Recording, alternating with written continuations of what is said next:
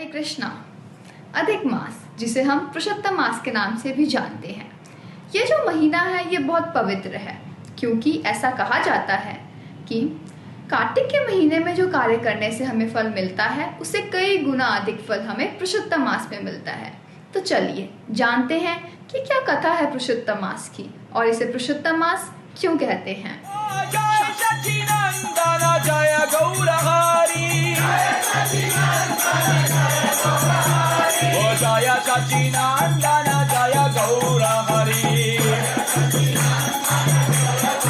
शास्त्रों में इसका वर्णन आता है कि एक बार जब सूत गोस्वामी नैमिषारण्य में पहुंचे तब वहां पे उपस्थित सभी ऋषिगणों ने उनसे पूछा कि क्या आप बता सकते हैं कि कौन सा कार्य सबसे पवित्र है और कौन सा समय सबसे उत्तम है।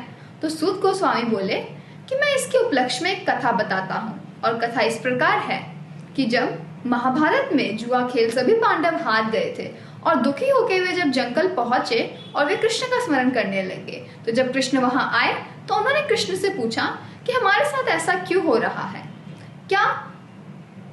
ऐसा क्यों हो रहा है, हमारा क्या दोष है। तो कृष्ण बोले इसके लिए मैं तुम्हें एक कथा सुनाता हूँ। तो चलिए ले चलते हैं आपको उस मूल कथा में जो भगवान श्री नारायण ने नारद मुनि को सुनाई थी। क्या आप जानते हैं कि वैदिक सभ्यता में हर एक चेतना वस्तु एक व्यक्तित्व के रूप में उपस्थित है। इसका मतलब कि हर एक चीज जैसे कि सूर्य, चंद्रमा, पृथ्वी, ग्रह, नक्षत्र, वायु, महीने इत्यादि, ये सभी तत्वों की एक इष्टा देवी होती हैं। तो अधिक मास की भी एक अधिष्ठा देवी हैं। जब अधिक मास का प्राकट्य हुआ तब सभी लोगों ने इन्हें अधिक समझ के तिरस्कार दिया और इस मास के दौरान हर जगह शुभ मुहूर्त निकालने के कारण इसकी उपेक्षा होने लगी और इसे मल मास के नाम से भी जाना जाने लगा। इस करके अधिक मास की अधिष्ठा देवी दुखी होकर अपने तिरस्कार से भगवान विष्णु के पास पहुंची। हमारे महान आचार्य श्रील भक्तिविनोद ठाकुर कहते हैं, सुखे ठाकुर दुखे ठाकुर बोलो हरि बोल, संपद विपद भाई बोल हरि बोल, बोल हरि बोल, बोल हरि बोल। चाहे सुख हो या दुख हो, भक्तों का एकमात्र आश्रय तो भगवान ही होते हैं। इसीलिए अधिक मास की अधिष्ठा देवी भी भगवान विष्णु के पास पहुंची और उन्हें अपनी कथा का वर्णन कह सुनाया। उनकी इतनी दुखमय स्थिति देख के भगवान हरि ने उन्हें आश्रय दिया और उन्हें लेके सीधा गोलोक वृंदावन भगवान कृष्ण के पास पहुंचे। भगवान श्री कृष्ण का चिंतामणि गोलोक वृंदावन धाम, जहाँ अत्यंत दिव्य और तेजमयी है, वहां के तेज को सहन न करने के कारण अधिक मास की अधिष्ठा देवी भगवान विष्णु के पीछे छिप गए। अब गोलोक वृंदावन में तो भगवान अपने पार्षदों के साथ विराजमान थे।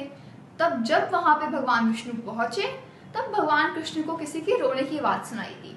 तब उन्हें आश्चर्य हुआ कि गोलोक वृंदावन धाम में तो किसी भी प्रकार के कष्ट का आभास नहीं होना चाहिए। तब उन्होंने भगवान विष्णु के पीछे छिपी अधिक मास की अधिष्ठा देवी को अश्रुपूरी नेत्रों से रोते हुए देखा। तो जब उन्होंने इसका कारण पूछा तब भगवान विष्णु ने उत्तर देते हुए उनकी व्यथा का वर्णन कह सुनाया।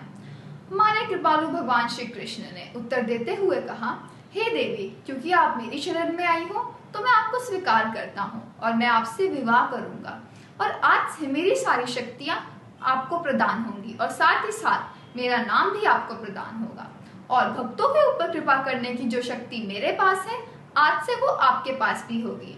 इस मास में जो व्यक्ति अधिक से मात्रा में मेरी पूजा अर्चना करेगा उसे इस भौतिक जीवन में सुख की प्राप्ति होगी और जीवन के अंत में वे मेरे धाम वापस लौटेगा। ये वरदान देके भगवान ने अधिक मास को स्वीकार किया। जिस तरह विवाह के बाद एक स्त्री को अपने पति का नाम मिलता है और साथ ही उसकी संपत्ति भी, उसी प्रकार अधिक मास को भी भगवान का विशेष नाम पुरुषोत्तम प्राप्त हुआ और साथ ही साथ भगवान ने अपनी सारी शक्तियां भी इस मास को दे दी और इसी तरह पुरुषोत्तम मास का नाम पुरुषोत्तम पड़ा। तो आप भी इस महीने में अधिक मात्रा से जप करिए, अधिक मात्रा में भगवान की कथा का श्रवण करिए, अधिक से अधिक भक्तों का संग करिए और भगवान कृष्ण की इस असीम कृपा का पात्र बनिए। और आप अगर इसके बारे में पुरुषोत्तम मास में क्या करना है और क्या नहीं करना ये जानना चाहते हैं तो प्लीज कमेंट करिए। हरे कृष्णा।